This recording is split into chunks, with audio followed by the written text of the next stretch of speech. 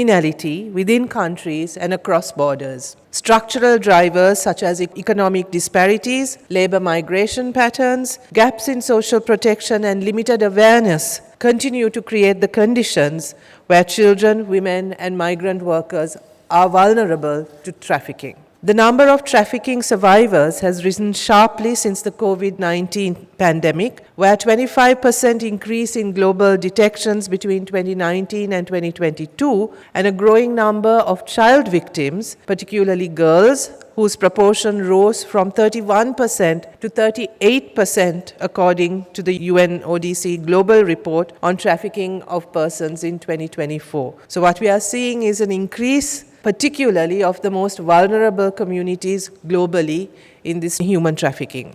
Sri Lanka's trafficking landscape is gendered. Men are primarily trafficked for forced labor or cybercrime. And for instance, groups of Sri Lankan nationals were trafficked to Maiwardi, Myanmar, and forced to work in illegal cybercrime operations we dealt with through coordinated rescue efforts by the Sri Lankan government, partner governments, supported by IOM and other partners. And we were able to successfully repatriate several survivors who were lured into these jobs, these situations, through extremely deceptive and exploitative recruitment schemes. This was one instance where we were able to intervene because we had the information, but there are many such instances which go unreported and unrecognized. Women and girls, on the other hand, are disproportionately trafficked for sexual exploitation, experiencing severe and distinct forms of violence, including sexual abuse, physical assault, psychological trauma, stigma, and long-term economic marginalization. Sri Lanka is not only an origin country, but also a transit hub for human trafficking due to its strategic location in South Asia, at the crossroads of major regional trade and migration routes. This location provides opportunities for economic growth, trade, and connectivity, while also making the country vulnerable to being used for human trafficking, further complicating national and regional prevention efforts. Addressing these multidimensional challenges requires a coordinated national strategy informed by evidence, aligned with international standards, and integrated with regional cooperation frameworks. This National Strategic Action Plan is crucial now as it operationalizes the 4 internationally recognized pillars of anti-trafficking strategy: prevention, protection, prosecution, and partnership, as we just saw. It aligns with key international legal and policy frameworks, including the Palermo Protocol, the Sustainable Development Goals, the Global Compact for Migration, and the Alliance 8.7 Roadmap. Strengthens Sri Lanka's engagement in regional platforms such as BIMSTEC, the Colombo Process, and the Bali Process, reinforcing the country's commitment to a cooperative, standards-based approach. At the same time, the rapid expansion of digital connectivity has introduced new modalities of exploitation, including recruitment through social media, online labor marketplaces, and cross-border cyber networks. In response, the plan incorporates artificial intelligence, open source intelligence, cybercrime coordination, digital literacy, and data-driven monitoring to enhance capacity for early detection, analysis, and intervention. Caring for trafficking survivors in Sri Lanka requires a holistic, gender-sensitive, and survivor-centered approach that addresses both immediate protection and long-term recovery, including integration back into their communities, their families, and ensuring that their economic livelihoods also are strengthened. This includes many required interventions, including safe shelter, medical care, trauma-informed psychological support, and particular attention to women and girls who experience more severe and gendered forms of violence, alongside legal assistance, economic empowerment, and skills development to prevent re-trafficking. These strategies form a core part of the country's National Action Plan on combating human trafficking, ensuring that survivors receive continuous, comprehensive support for sustainable reintegration and empowerment. Collectively, these measures ensure that Sri Lanka prioritizes the dignity, rights, and empowerment of survivors in its response. The implementation of the National Action Plan is central to its effectiveness, as policy frameworks alone cannot prevent or respond to trafficking without concrete operationalization. Now, all of us, or most of us in this room, know very well that Sri Lanka is very good at coming up with policies and frameworks and beautiful documents that are presented well and then get hidden away in some cupboard or in some corner and are taken out only after, the period of that document comes to an end and it's time to present a new document. And I think we need to change this. As much as we emphasize and we put the energy into producing these plans and strategies, I think greater emphasis has now to be placed on operationalizing and making sure that what we set out actually has results on the ground.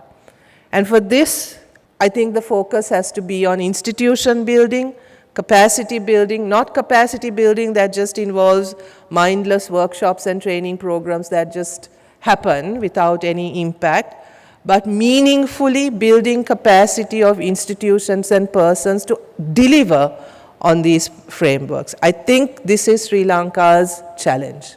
This is where we really need to focus attention, and this requires an honest assessment of our institutional weaknesses and addressing those. Whether it's legal delays, whether it's insensitivity in police response, and this is where we are significantly, where we fail sort of spectacularly, and that is in collaboration and cooperation between agencies. I think this is a moment where this interagency and interinstitutional cooperation can really be strengthened, because as a government, we have a whole of government approach. No one is in competition with each other. No department, no ministry is in competition with each other. We all have a very clear idea of where we need to be, where we need to get to as a country, and for that, the collaboration and cooperation that is required.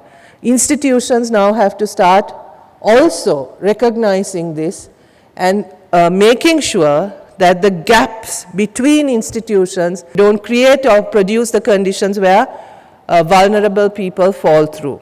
I have witnessed in my work in the past very often where even after people approach institutions for help, their experience becomes even more painful, even more difficult after coming into contact with the agencies that are supposedly there to support them because of institutional weakness and because of the lack of sensitivity by those who are supposed to protect survivors. So I think this is really where we need to pay attention, and I appeal to the task force to really focus on implementation, on fixing the institutional weaknesses that prevent us from delivering on these wonderful statements that are being made. As we all know, human trafficking is a structural and social challenge, and this requires sustained multi-sectoral action. Ministries and government agents must embed anti-trafficking priorities into their core strategies, day-to-day operations, ensuring institutional integration and professional accountability, and I reiterate that this is the moment to push for this. Law enforcement officials are required to execute their mandates with diligence, professionalism, and survivor-centered approaches, while communities must engage actively to address systemic vulnerabilities, raise awareness, and support prevention efforts. Continuous monitoring, evaluation, and adaptive management are essential to identifying emerging trends and to respond effectively to changing patterns of exploitation. Complementary measures, including strengthening the rule of law, promoting ethical recruitment practices, enhancing border management, and providing comprehensive survivor services are critical to reinforcing the national response and ensuring interventions are sustainable and responsive to the needs of survivors. This National Strategic Action Plan reflects the strong institutional leadership that has guided its development. I wish to commend the Ministry of Defence for its leadership in steering Sri Lanka's national response to human trafficking through the National Anti-Human Trafficking Task Force. I also acknowledge the member institutions of the task force for their untiring commitment and constructive engagement in advancing this action plan. Further, I express my gratitude to the International Organization for Migration and all partner institutions, civil society, private sector organizations for their continued cooperation in shaping this national framework, and I hope to see the same energy and enthusiasm in the implementation of this strategy. With collective action, steadfast commitment. செய்திகளை உடனுக்குடன் தெரிந்து கொள்ள உடனே subscribe பண்ணுங்க.